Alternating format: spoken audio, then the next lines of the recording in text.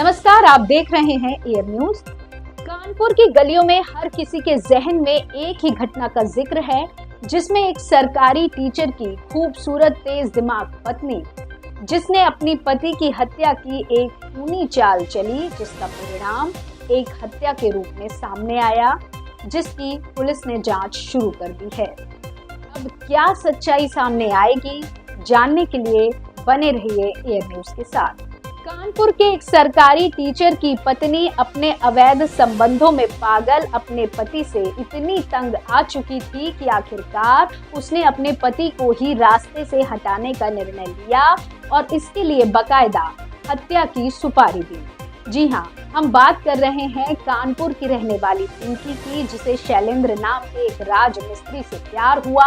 इसी प्यार को पूरी तरह से पाने के लिए वो अपने पति को रास्ते से हटाना चाहती थी, ताकि वो शैलेंद्र के साथ अपना जीवन बिता सके। पिंकी का पति राजेश गौतम एक सरकारी टीचर था, जिन्होंने अपने जीते जी करोड़ों की संपत्ति जमा की थी। साथ ही उसने अपने नाम से कई सारी बीमा पॉलिसी भी ली हुई थी, जिसका नॉमिनी उसने अपनी पत्नी पिंकी को बनाया हुआ था, जिसकी अनुमानित राशि 45 करोड़ से ज्यादा थी। इस क्राइम स्टोरी की शुरुआत होती है साल 2021 से, जब राजेश गौतम ने अपने कई सालों पहले खरीदे हुए प्लॉट पर निर्माण कार्य करवाने का सोचा। इसके लिए उसने एक राजमिस्त्री शैलेंद्र से बात की। दोनों में बात जम गई और उन्होंने कानपुर के कोयला नगर में एक प्लॉट पर निर्माण कार्य शुरू किया। इस निर्माण कार्य के दौरान अनेकों बार शैलेंद्र का पिंकी से मिलना जुलना हुआ। कई बार ये मुलाकात राजेश के सामने भी हुई और कई बार उनकी गैर मौजूदगी में भी। इसी दौरान एक दिन अकेले में शैलेंद्र और पिंकी के बीच अवैध संबंध बन गए। दोनों के अवैध संबंधों का पता किसी को भी नहीं लगता, लेकिन उनकी बदकिस्मती कहिए या फिर राजेश की बदनसीबी, एक दिन राजेश ने दोनों को रंगे हाथों पकड़ लिया। सामाजिक बदनामी के डर से और अपनी गृहस्थी को बचाने के लिए राजेश ने इस मामले में दोनों को फिर आगे से ना मिलने की कह के चुप्पी साध ली और उनकी ये चुप्पी उनके लिए एक दिन संकट का कारण बन गई। पिंकी ने उस घटना के बाद भी शैलेंद्र से मिलना बंद नहीं किया। अब वो घर के बजाय बाहर होटल जाकर शैलेंद्र से मिलने लगी। आसपास की गली मोहल्ले में भी इस पर चर्चाएं होने लगी, तो पिंकी और राजेश के बीच अक्सर विवाद होने लगे। अक्टूबर में हुए एक झगड़े ने दोनों के बीच खुदी खाई को और भी गहरा कर दिया। 1 नवंबर 2023 की रात राजेश ने पिंकी पर हाथ उठाया। उसके बाद दोनों अलग अलग कमरों में सोने चले गए। रात 12 बजे के करीब पिंकी ने शैलेंद्र के साथ बात की और अपने पति की हत्या की योजना बनाई।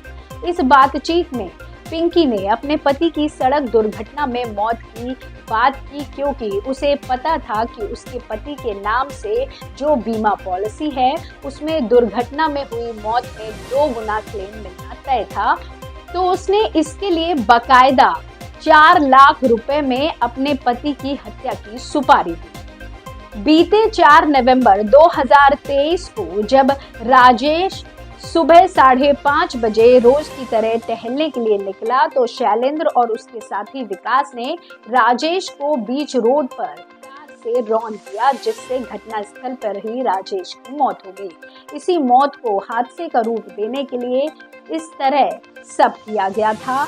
ये सब सामान्य लगे। हादसे के बाद जब पुलिस को सूचित किया गया, तो पुलिस मौके पर पहुंची।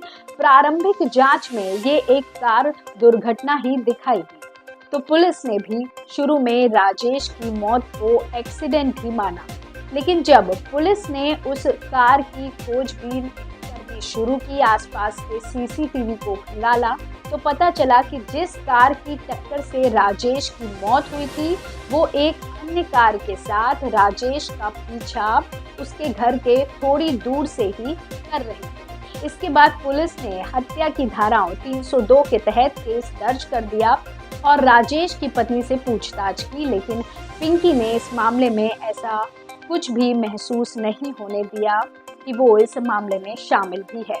अज्ञात हत्यारों के खिलाफ पड़ताल कर रही पुलिस ने पिंकी के पड़ोसियों से भी बात की और वहीं से राजेश और पिंकी के बीच हो रहे रोज रोज के झगड़ों की जानकारी मिली जानकारियों के हिसाब से पुलिस की नजर अब पिंकी पर भी थी और इसी बीच जब पिंकी के मोबाइल की कॉल डिटेल्स निकाली गई, 3 नवंबर 2023 की रात हुई पिंकी और शैलेंद्र की फोन पर बातचीत का पता चला। इस खुलासे के बाद पुलिस ने पिंकी, शैलेंद्र और शैलेंद्र के दोस्त विकास को गिरफ्तार कर लिया और एक और संदिग्ध आरोपी सुमित की तलाश अभी तक जारी है और जल्द ही उसे भी गिरफ्तार कर लिया जाएगा। हो गई है। उसके बाद जब स्थानीय पुलिस ने आसपास के सीसीटीवी कैमरा देखे और उन्हें लिंक किया तो ऐसा प्रतीत हुआ जैसे कि किसी ने जानबूझकर गाड़ी से राजेश गौतम को मारने का प्रयास किया है और उनकी हत्या की है। इसमें जब पुलिस ने आगे जांच की और आगे कार्रवाई की तो इसमें 3 लोगों का नाम प्रकाश में आया, जिसमें कि एक उनकी पत्नी है उर्मिला गौतम, एक शैलेंद्र सोनकर जो कि उर्मिला गौतम के प्रेमी हैं, और उन्होंने 2 ड्राइवर हायर किए थे, जिसका कि एक का नाम है सुमित कठेरिया और दूसरे का नाम है विकास सोनकर। इन लोगों ने मिलकर इस हत्या के षड्यंत्र को अंजाम दिया और राजेश गौतम की गाड़ी से टक्कर मारकर हत्या कर दी और उसको एक्सीडेंट का रूप दे दिया। इस पूरी घटना में 4 अभियुक्त शामिल हैं, जिसमें से कि 3 गिरफ्तार आज सेन पश्चिम पारा पुलिस और साउथ जोन की सर्विलांस टीम ने कर लिए हैं। इस तरह के मामलों पर रोक लगाने के लिए सरकार और न्याय व्यवस्था को क्या सुधार करने चाहिए? आपकी इस बारे में क्या राय है? कृपया आप कमेंट बॉक्स में अपना जवाब जरूर दें।